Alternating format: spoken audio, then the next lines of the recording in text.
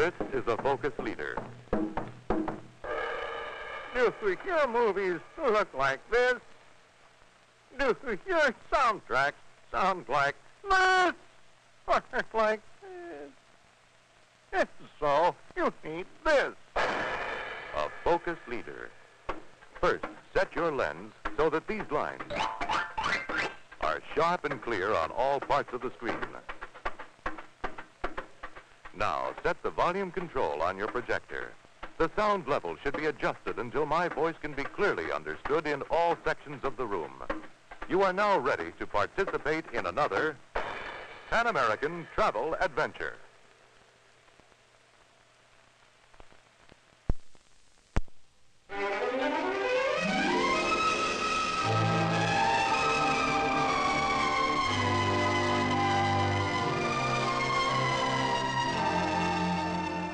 United States of America, a place you've dreamed of visiting all your life.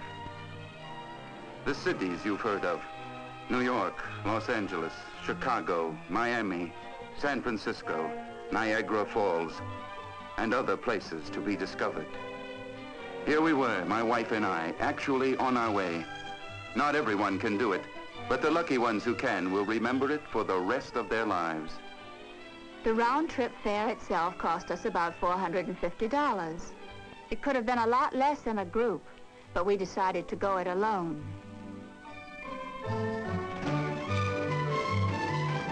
Then there we were in a first-rate comfortable hotel room for $10 a day and looking out at New York City. Where to go first? Why, sightseeing, of course.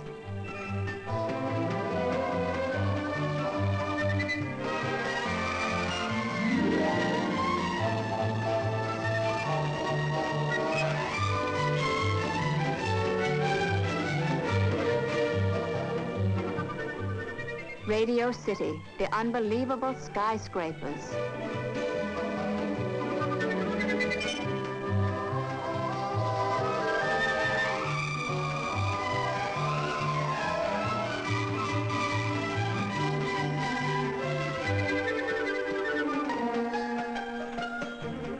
And here we are, on top of one skyscraper, looking at a lot of others, including the tallest man-made structure in the world, the Empire State Building.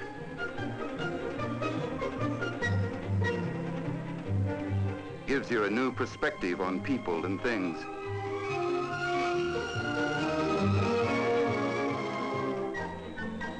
Another stunning sight, the modern architecture at New York's International Airport.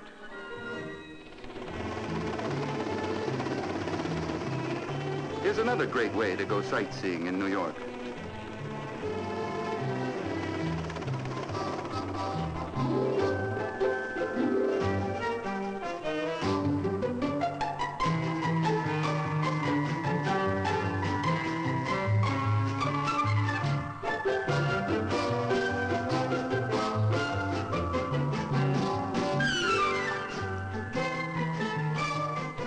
We didn't need a guidebook to tell us who this was.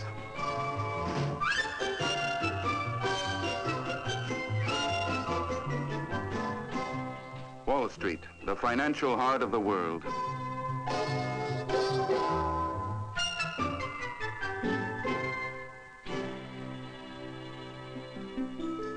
The United Nations building, but this calls for a closer look.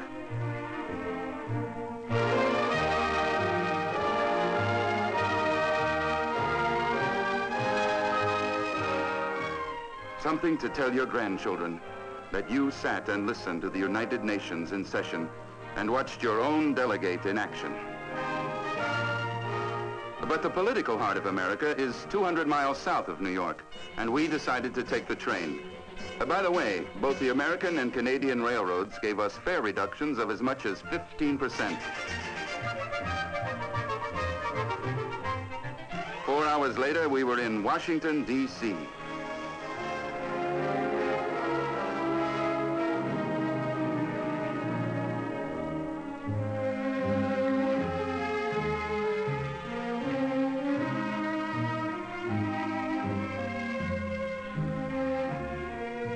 What a beautiful city Washington is. And a map does help you get the most out of it. Let's see. We should be right in front of the Lincoln Memorial, and there it is.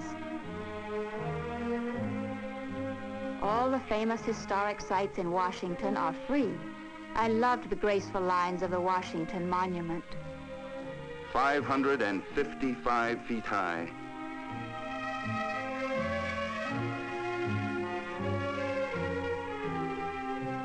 $898 steps to the top. We took the elevator and got a breathtaking bird's eye view of the Capitol, the Thomas Jefferson Memorial, another angle of the Lincoln Memorial, and various other government buildings. And perhaps the most exciting of all, the home of the president, the White House. We just had to see it close up. 34 American presidents have lived in this house since it was first opened in 1800. It is open to visitors, free, 5 days a week. If we hang about long enough, we might get to see the president. Or his lady. Now we headed south to Miami, Florida. We discovered that air travel is generally much cheaper in the USA than in Europe, about half, in fact. Special rates for tourists. And of course, any of these tickets can be bought at home at a further 10% saving. But I was beginning to miss our automobile and found it didn't cost much to rent one by the week. About $5 to $9 a day, depending on the model, plus a few cents a mile. And gasoline, believe it or not, costs only about 30 cents a gallon. Miami Beach is famous for having the most luxurious luxury hotels in the world.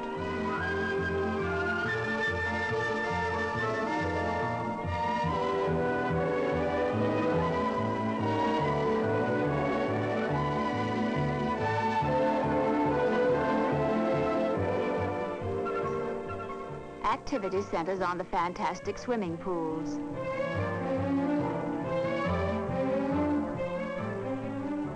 And you can sip a drink on the terrace like a millionaire.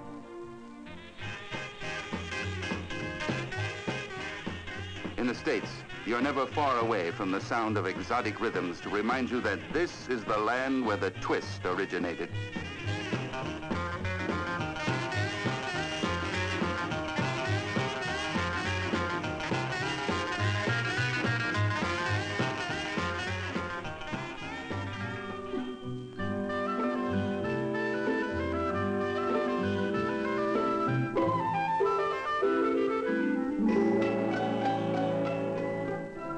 No one ever seems to do any work in Miami. Certainly not the visitors. Not this visitor, anyhow. Miami is crisscrossed with beautiful inland waterways.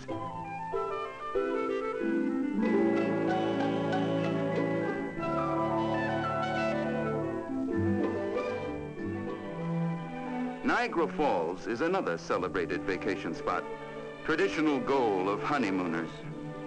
Niagara Falls is between the United States and Canada, one of the great natural wonders of the world, where the Niagara River roars over a precipice 175 feet high, 212,000 cubic feet of water per second for more than 500,000 years.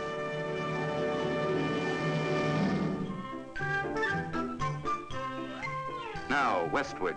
Chicago.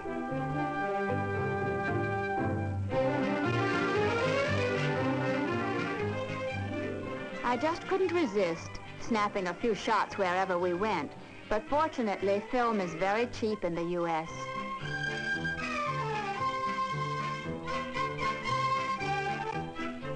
Chicago is the second biggest city in America, and you get a great view of its skyscrapers from the top of the Tribune Tower.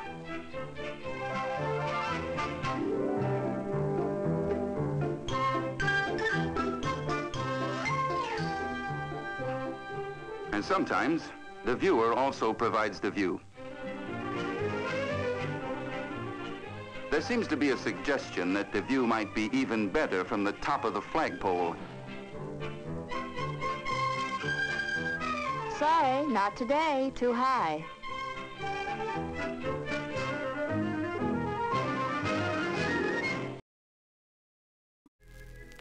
You're watching Sleepcore. Pleasant dreams.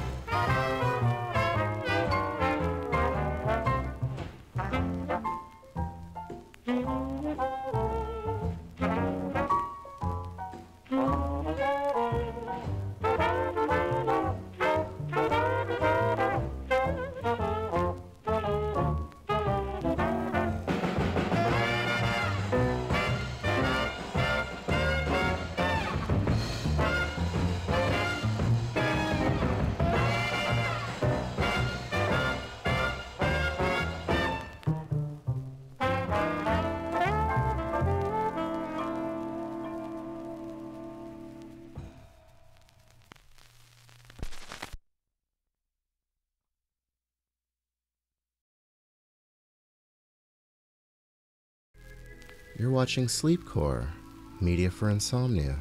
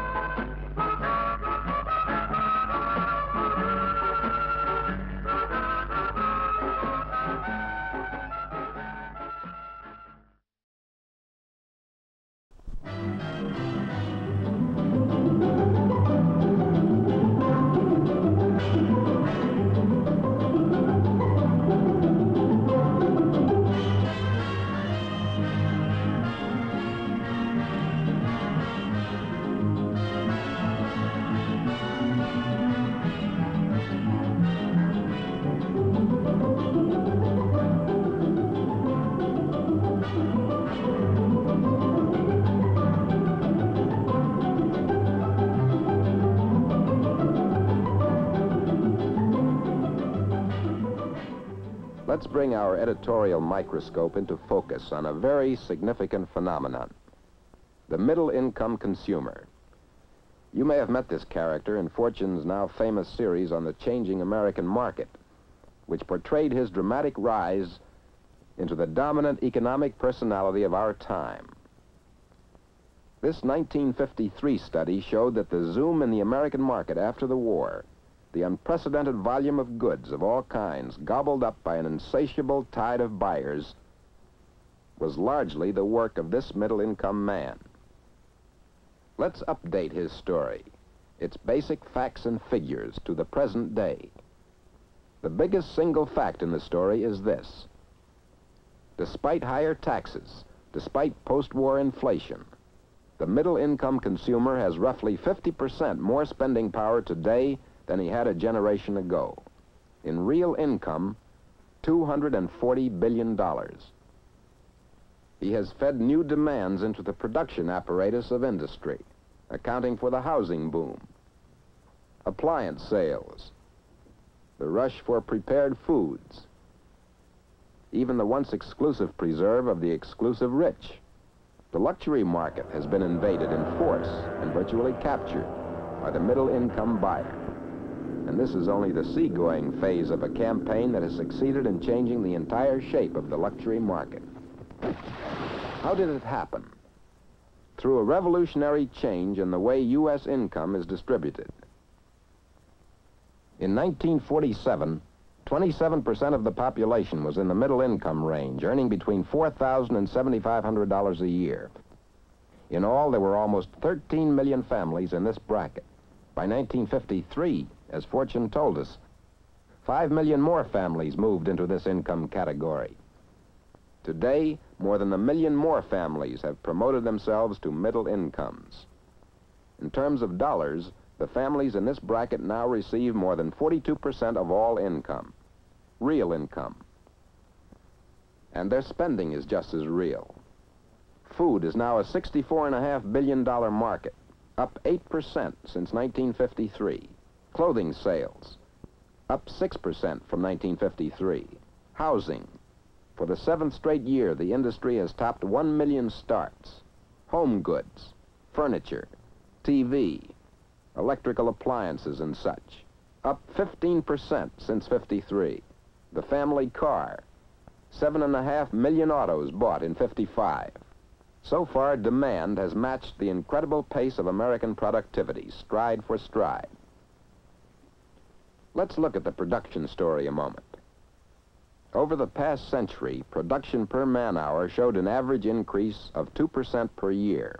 These 2 percentage points, compounded annually, doubled production over the last generation, quadrupled it over the last 2 generations. They made America. But see what has happened since 1947. The yearly rate of increase has risen 50%, and the implications of that rise are truly staggering. If sustained, as it seems likely to be, it will remake America. Production per man-hour is slated to redouble by 1980. But this productive potential, if it is to translate itself into standard of living, has got to be sold, and in large measure, sold to him. Thus, marketing becomes the pivot on which our continued prosperity turns. Marketing must make the growing production mesh with the expanding market. This is where the challenge now lies. To meet that challenge, American business has taken a new look at its own attitude to marketing and advertising. Over the past 30 years, the ups and downs of advertising activity kept pace with the ups and downs of consumer spending. When sales rose, promotional activities rose. When sales dropped, advertising dropped. But in 1949, and again in 1953 and '54, there was a change. As the volume of sales slid down, advertisers countered by moving the volume of advertising steadily up. For the first time, advertising and selling were allowed to create sales, instead of sales creating advertising and selling. How come? That's the question we put to a group of manufacturers recently. Here are the answers. The vice president of a leading camera company said, In 1954, our advertising appropriation increased approximately 20% over 1953, whereas sales showed no change. As a result, we were able not only to hold our own in the marketplace, but to stabilize our employment levels. The president of a top oil company told us, "Our plans call for a continuation of our present aggressive advertising and promotional efforts. We fully expect our competitors to do likewise." The president of the #1 beverage company said, "Businessmen today regard advertising as an investment rather than just a business expense." And the president of a leading tire and rubber company put it this way, "Advertising and other sales activities should not move up and down with minor changes in the total volume of business. They should maintain a steady pace geared to the overall growth trend." These statements represent a very real and important change in business thinking. The feeling is abroad that aggressive advertising and marketing, while they may not prevent short cyclical downturns in the economy, nevertheless will have a strong stabilizing effect over the long haul. This is exactly what happened when 1955 moved far ahead of the 1953-54 dip. The basic reasons for the new outlook are, first, a new confidence in the ability of government to help maintain economic stability. Businessmen now recognize that government is better equipped and better able to help check an inflationary or deflationary cycle. That government is constantly on the alert for any sudden rise or fall in the business barometer. Second, and far more important, is the growing awareness of business leaders that the #1 job of industry today is distribution. Moving the goods into the hands of consumers.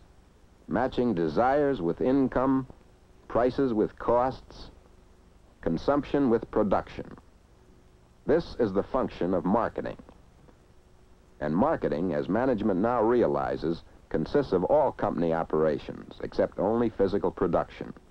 All the services that help move the product to the buyer. Marketing research, product designing, product testing, product servicing, merchandising, packaging, pricing, physical handling, storage and transportation, credit and financing, accounting and billing, sales organization, sales force, sales outlets, retail selling, advertising, public relations. Where's the kitchen sink? Well, if you happen to manufacture kitchen sinks, there it is, right on top. The tangible product whose distribution depends on the successful interplay of all these 17 marketing functions. A manufacturer has a complete marketing plan only if he has covered every one of these vital operations.